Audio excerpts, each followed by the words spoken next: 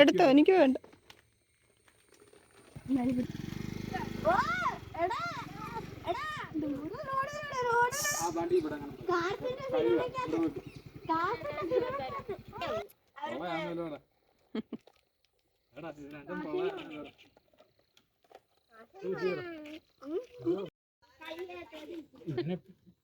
പിടിച്ച് നടത്തിക്കൊണ്ട് പോണം അങ്ങോട്ട്.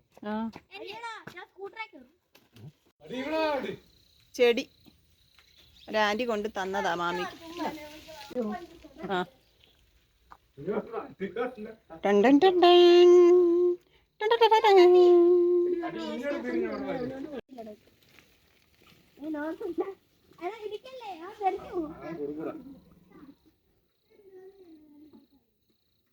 വന്നില്ലേ മാമിയെ കൊണ്ട്? ആ എന്നിട്ട് അങ്ങോട്ട് വന്ന്.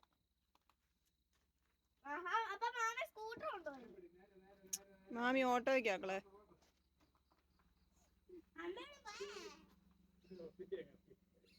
ഞാൻ പോകുന്നില്ല, ഞാൻ നടന്നു വന്നു.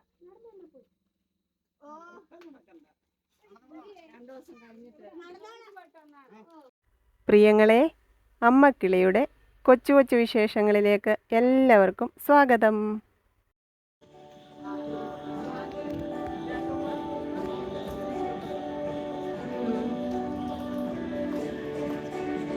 രണ്ടു ദിവസം കഴിയുമ്പോൾ തരണം. ആവശ്യമുണ്ട് ചേച്ചി, അതുകൊണ്ടാ. 1000 ലിറ്റർ രണ്ടും 1250. ആ ശരിയാ, 750 500. ഇപ്പൊ ഇവിടുത്തെ ചള്ള കുറഞ്ഞല്ല, കുറച്ചു. ഞങ്ങള് പോവാണേ. വാ ജാനി, വാ. ഞങ്ങള് മോമോസ് മേടിക്കാൻ പോ. ഇവിടെ നിന്ന് സ്കൂട്ടർ എടുത്തായിരുന്നേ ഞാൻ ഇരുന്നേനെ. ഇനി അങ്ങനെ പോവാ, നേരിട്ടാ. വാ. മോനുണ്ട്, എനിക്കാണ്, എനിക്ക് ഇത്ര വേണ്ട. നീ കുടിച്ചോ? 2 ദിവസമായി ചേച്ചി എടുത്തിട്ട്.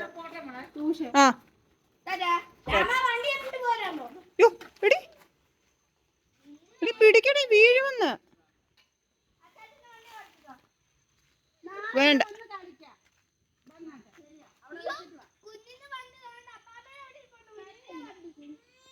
വേണ്ട വേണ്ട, കൊണ്ടുപോക്കോ കൊണ്ടുപോക്കോ.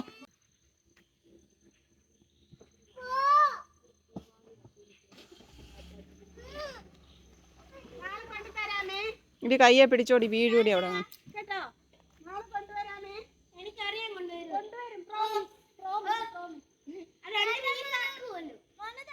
അതാണ് ഞാൻ കൊടുത്തു വിടാതെ.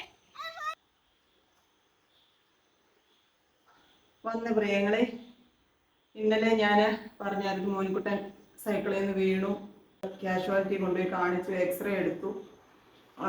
അപ്പോൾ എല്ലിന് പൊട്ടലൊന്നും കാണിക്കുന്നില്ല, പക്ഷെ വേദന ഉണ്ടായിരുന്നു. വേദനയ്ക്കുള്ള മെഡിസിൻ തന്നു.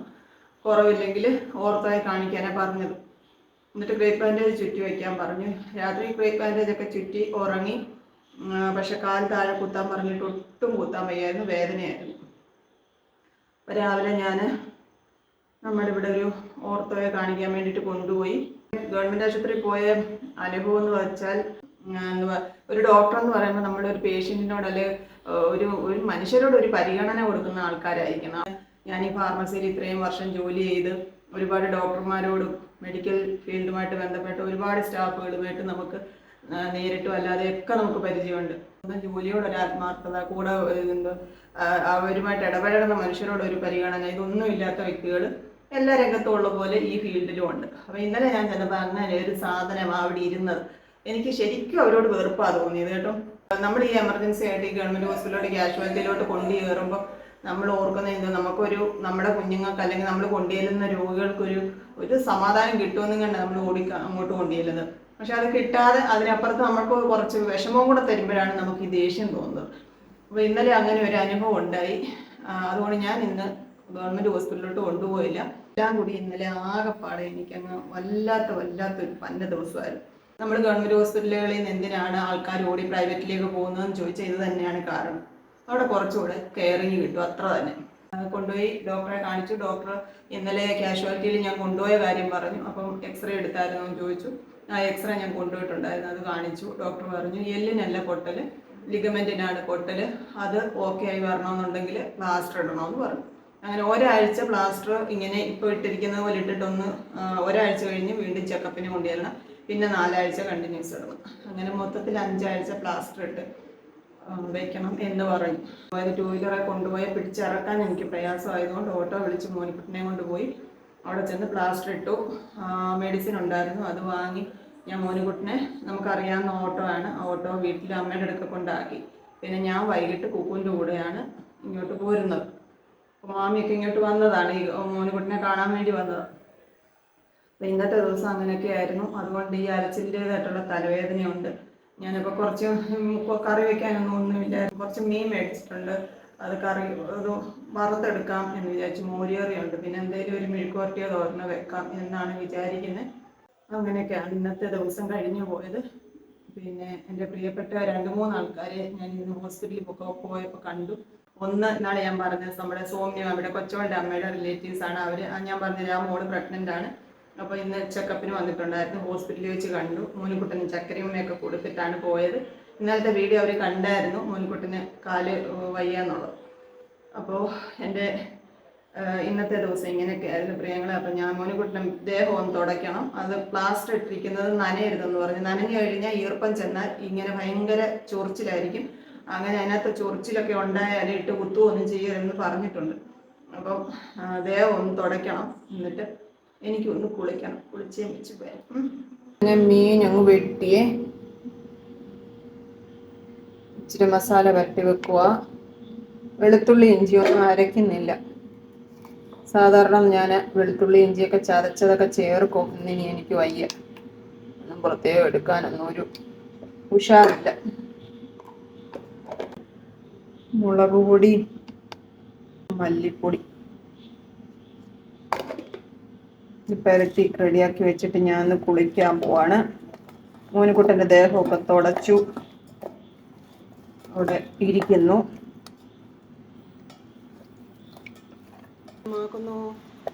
പകലിന് വാക്ക് പൊഴിക്കുന്നു, രാത്രിക്ക് അറിവ് കൊടുക്കുന്നു.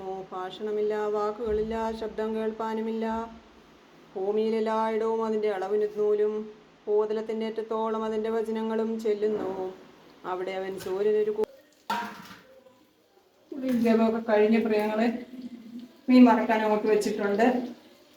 പിന്നെ ചോറ് റെഡിയായിട്ടിരിക്കും കേട്ടോ. പിന്നെ സാമ്പാർ ഇരിപ്പുണ്ട്, കടുമാങ്ങ, ഇത്രയേ ഉള്ളൂ. മെഴുക്കുവരട്ടിയൊന്നും വെച്ചില്ല. പിന്നെ ഞാൻ കഴിഞ്ഞ ദിവസം മോനിക്കുട്ടൻ സൈക്കിളിൽ നിന്ന് വീണ കാര്യം പറഞ്ഞപ്പം ആരൊക്കെയോ പറഞ്ഞായിരുന്നു, നമ്മുടെ ഇപ്പോഴത്തെ വീടിൻ്റെ അവിടുന്ന് അങ്ങോട്ട് ഇറങ്ങുന്ന വഴി ഭയങ്കര കുട്ടനെ, അവിടെ ആ മോനിക്കുട്ടൻ പോകുന്നത് കാണുമ്പോഴേ പേടിയായിരുന്നു. അവിടെ വീണെന്ന് വിചാരിച്ചിട്ടാണ് പറഞ്ഞത്. പക്ഷെ മോനിക്കുട്ടൻ ഇവിടെ എങ്ങും അല്ല വീണത്, അമ്മമ്മ താമസിക്കുന്നിടത്ത് ആ റോഡിലാണ് വീണത്. പിന്നെ വീണതിൻ്റെ കാരണം അവൻ പറഞ്ഞത് സൈക്കിളിൻ്റെ ചെയിൻ തെന്നിപ്പോയെന്നൊക്കെയാണ്. സത്യാവസ്ഥ എന്തോന്ന് ഞാൻ കണ്ടില്ല, ആരും കണ്ടില്ല. അവൻ വീണ് അവിടെ റോഡിൽ ചള്ളക്കകത്ത് വീണു. അമ്മയോട് അപ്പുറത്ത് അവൻ്റെ കൂടെ കളിച്ചുകൊണ്ടിരുന്ന കേശു ചെന്ന് പറഞ്ഞ് അമ്മ ഓടി വന്നപ്പോൾ വേറൊരാൾ അതുവഴി പോയ ആൾ വന്ന് പിടിക്കുന്നുണ്ടായിരുന്നു. അവർ പിടിച്ചിട്ട് പോകുന്നില്ലായിരുന്നു, അവന് എഴുന്നേറ്റ് നിൽക്കാൻ വയ്യായിരുന്നു. പിന്നെ ഇതെല്ലാം കഴിഞ്ഞ് മോൻകുട്ടിനെ വീട്ടിൽ കൊണ്ടുപോയി അമ്മ കുളിപ്പിച്ച്, ചള്ളയായിരുന്നു ഡ്രസ്സ് മൊത്തം, കുളിപ്പിച്ച് അവിടെ ഇരുത്തിയപ്പോഴാണ് ഞാൻ ചെല്ലുന്നത്. അന്നേരം എന്നെ വിളിച്ച് പറഞ്ഞ് ഞാൻ അങ്ങോട്ട് ചെല്ലുന്നത്. ഈ ഒരു പ്രശ്നം മനസ്സിലിങ്ങനെ പേടിയുള്ളത് കൊണ്ട് സൈക്കിൾ വാങ്ങിക്കാനും കൊടുക്കാനും ഒക്കെ എനിക്ക് പേടിയായിരുന്നു. ഇങ്ങനെയുള്ള ആദി പിടിക്കാൻ എനിക്ക് പറ്റാത്തത് കൊണ്ട് ഞാൻ അവിടുന്ന് മോനിക്കുട്ടിനെ കൊണ്ട് ആശുപത്രിയിൽ പോയിട്ട് പിന്നെ ആ സന്ധ്യയ്ക്ക് തിരിച്ചു വന്നപ്പോൾ അമ്മ എൻ്റെ കൂടിക്ക് പോയിരുന്നു. എന്നിട്ട് രാവിലെ ഞങ്ങൾ മോനിക്കുട്ടിനെ എങ്ങനെയുണ്ടെന്ന് അറിയാൻ മാമി ഫോൺ വിളിച്ചപ്പോൾ കുഞ്ഞോ അംഗൻവാടി പോകാനൊക്കെ ഒരുങ്ങിയിരിക്കുമായിരുന്നു.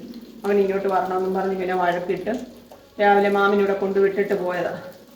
വൈകിട്ട് വിളിക്കാൻ വന്നതാണ്, എന്നിട്ട് പോകുന്നില്ല എന്ന് പറഞ്ഞ് ഇവിടെ നിന്ന് ബഹളം വെക്കുമായിരുന്നു. എന്തൊക്കെയോ പറഞ്ഞ് കരഞ്ഞും വിളിച്ചൊക്കെയാണ് പോയേക്കുന്നത്. 5-6 അയല അവിടെ ഇരുന്നത് കണ്ടപ്പോൾ ഞാൻ വിചാരിച്ചു എനിക്കിത് വറുത്ത് കഴിക്കാമെന്ന് വിചാരിച്ച് മേടിച്ചതാണ്. അല്ലാതെ ഞാൻ ആദ്യം ആറ്റുവാള ഒരെണ്ണം വാങ്ങിച്ചായിരുന്നു. കുക്കു എൻ്റെ കൂടെ ഉണ്ടായിരുന്നു, അവർ കിളിമീനാണ് മേടിച്ചത്. അപ്പോൾ ഇത് ഞാൻ ഇന്നിനിയിപ്പം ആ മീൻ കൊണ്ടുവന്ന് ഇന്നിനിയിപ്പോൾ കറി വെക്കാനുള്ള ഒരു ഇതില്ലാത്തതുകൊണ്ട് ഇത് കുറച്ചവിടെ ഇരിക്കുന്ന കണ്ടപ്പോൾ ഇങ്ങനെ വാങ്ങിച്ചത് നമുക്ക് രാത്രി വറുത്ത് ചോറുണ്ണാമെന്ന് വിചാരിച്ചു. എല്ലാം എന്തൊരു വിലയാണ്, ഭയങ്കര വിലയാണ് മീനിനെല്ലാം. പിന്നെ മീൻ കഴിക്കണമെന്നുണ്ടെങ്കിൽ നമ്മൾ വില കൊടുത്തായാലും മേടിച്ചല്ലേ പറ്റൂ.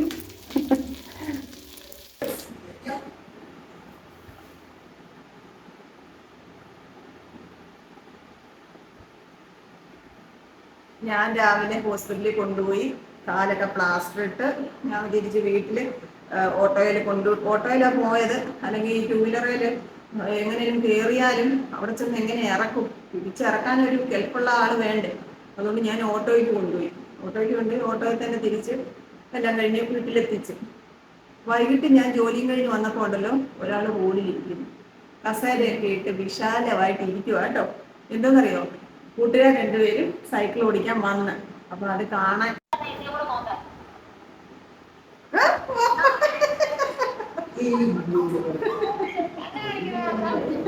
എപ്പ വരണം? എനിക്ക് എന്തെങ്കിലും മേടിച്ചോ? ഓ ആ ആ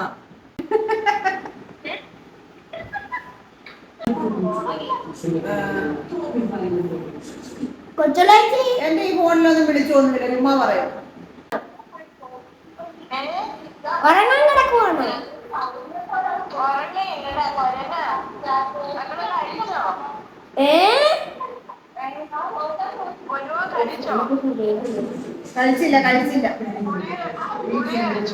കഴിച്ചില്ല നിർത്തിയിട്ടിരുന്ന വണ്ടിയെ പോയി ഇരിക്കുവായിരുന്നു. ഭയങ്കര ആടും ബഹളവും ഒക്കെ ആയിരുന്നു, അടക്കമായിരുന്നു.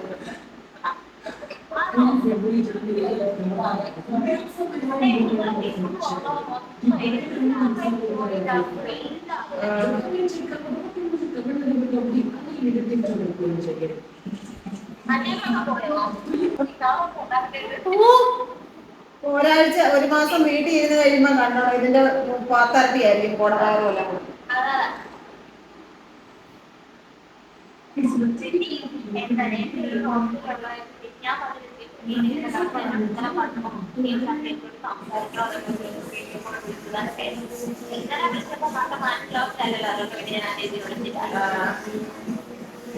ചോറുണ്ടാം പ്രിയങ്ങളെ, മോനിക്കൊട്ട് വെച്ചിട്ട് വളർന്നോ.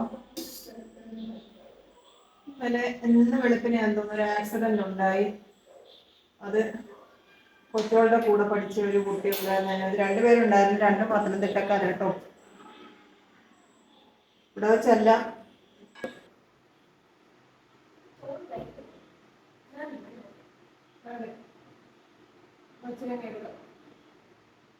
ചോറ് വിളമ്പി. ഇന്ന് ഞാൻ ഉച്ചയ്ക്ക് ചോറുണ്ടില്ല, അതിൻ്റെതായിട്ടുള്ള ക്ഷീണമുണ്ട് കേട്ടോ. കടുമാങ്ങ എടുത്തു, ഒരു അയല വറുത്തത്. താഴെ ഇതാണ് കേട്ടോ, കഴിക്കട്ടെ. എല്ലാവരോടും സ്നേഹം, സന്തോഷം, പ്രാർത്ഥനകൾ. വീണ്ടും കാണാമെന്ന പ്രതീക്ഷയോടെ ഇന്ന് തൽക്കാലം tata. Okay, bye bye, see you. കൊച്ചു കൊച്ചു വീട്ടുവിശേഷങ്ങളുമായി വീണ്ടും കാണാമേ.